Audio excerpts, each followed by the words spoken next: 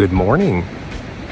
I'm excited to bring you this video because this is an overlanding trip that I've wanted to do for a while. And it's not a new one, but it is one with a new vehicle.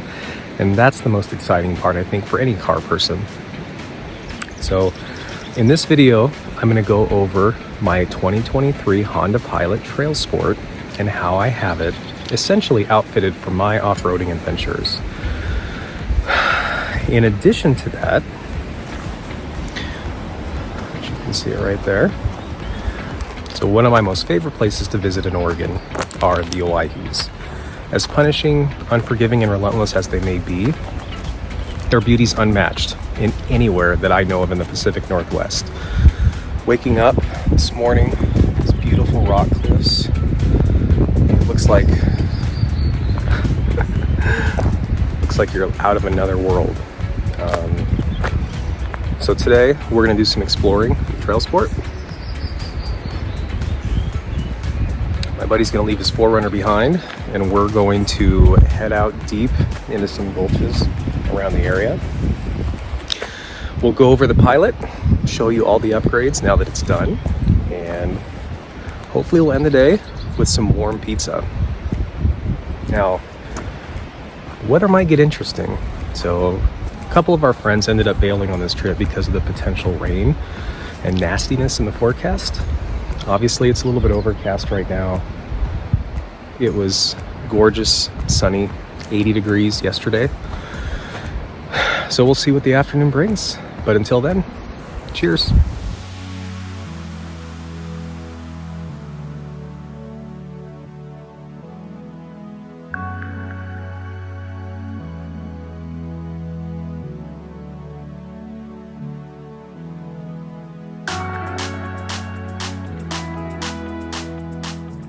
So again, in this video, I wanted to go over how I set up my Honda Pilot TrailSport for my off-roading adventures. I think anyone can agree that one of the most important things that you need for any vehicle you're taking off of paved roads are tires. So I chose to upgrade my tires to the BF Goodrich KO2s.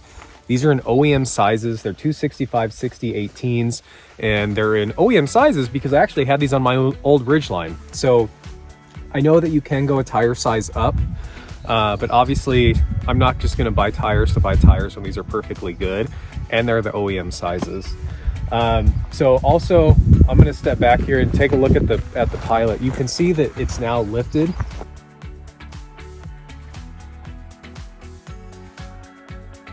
It is the Nolo Designs 1.5-inch lift kit all the way around. And something I'll point out here on the rears, this is why the Nolo kit is so good, because he actually has a bracket built right here that offsets the strut to allow the rear further travel.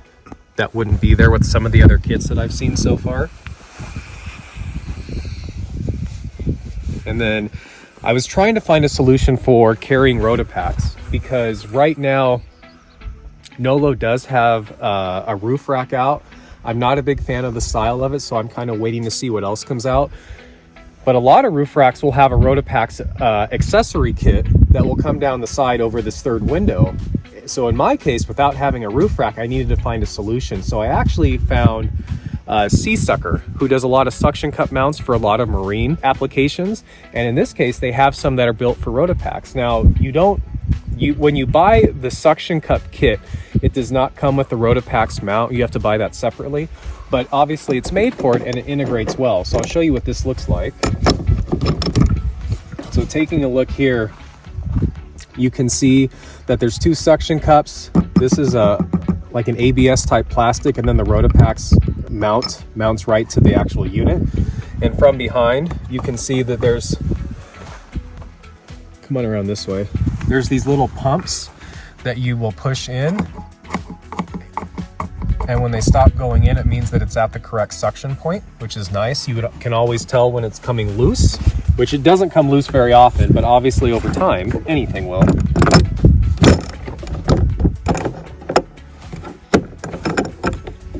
Tighten that back down.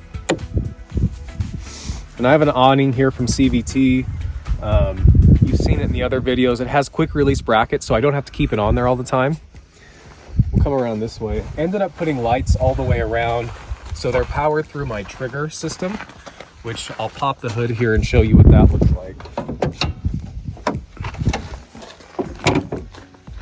So right here, I ended up mounting my Trigger 4 Plus. And the benefit of this is that it's all Bluetooth enabled, so I don't have to do anything wire-wise into the cabin. And I can also turn these lights on right from the unit if for some reason my phone's dead, the receiver's dead, etc. There's 4 different channels on this, which as we go to the roof rack, I'll show you where I put the lights. So we obviously have the ditch lights here, coming around to the side for right now just to get the wiring up there. I have lights on the passenger, the rear, and also on the driver's side. So each channel I can turn on independently if I want to have light in a certain area around the Pilot, which is really nice. And that also brings me to the roof rack, right? So in this case, I ended up picking the Rhino Rack's roof bath because it's obviously a universal fit, so it'll go on the crossbars. What I don't like is the height off of the roof of the actual Pilot. So as we come back and look at a profile picture of the Pilot, you can see how high it sticks up, which I hate. Eventually, when a roof rack actually gets built that I want, we'll take off the roof rails, everything will recess down so it's flat on the roof line of the Pilot. The last thing I'll put on here is the antenna. So I always had a WeBoost Drive Reach, but the antenna wasn't very strong. So I ended up upgrading to the Overland, which was really great for a lot of reasons. Obviously, the antenna can grab a lot more signal than the old one. It's flexible, so you can pivot it depending on how you want it. You know, the nice thing is even when it's down, it's picking up a lot of signal that wouldn't be there otherwise. And then the basket, I don't leave on all the time, but I have wiring up here that's automotive grade for the lights. Obviously the WeBoost has wiring that unhooks. So this whole system can come off relatively easily when I get home, and then I don't have the excess height on top of the vehicle. So that's pretty much the walk around for my Pilot and how I chose to outfit it. Again, this is a 2023 TrailSport, so we already have the extra inch of lift from the factory. I added on an 1.5 inches additional, so 2.5 inches over a standard Pilot.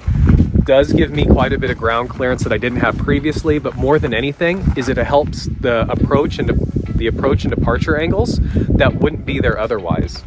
I did add these side steps here, which obviously do lower the ground clearance from the breakover angle, but they're on there so that I can actually step on them and work with things on the roof basket that I wouldn't have as easy access without. So if you have any questions, feel free to leave them in the comments down below. We're going to go out and explore some of the wondrous trails here and enjoy the rest of the vacation.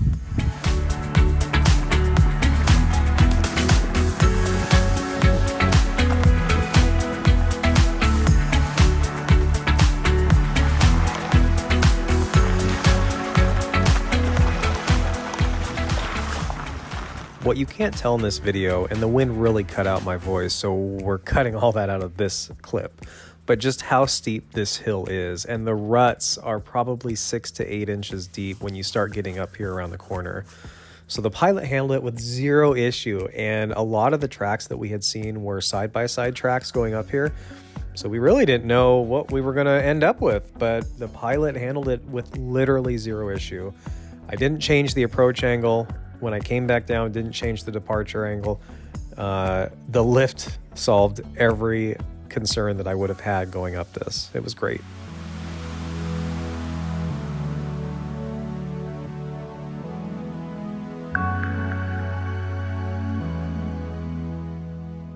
With any adventure, the views were epic, the time with friends was amazing, and having some peace and quiet along with some freshly baked pizza was just a great touch to end to the weekend. And we did get rained out, so Saturday night definitely had a substantial amount of water come down. But all in all, great time.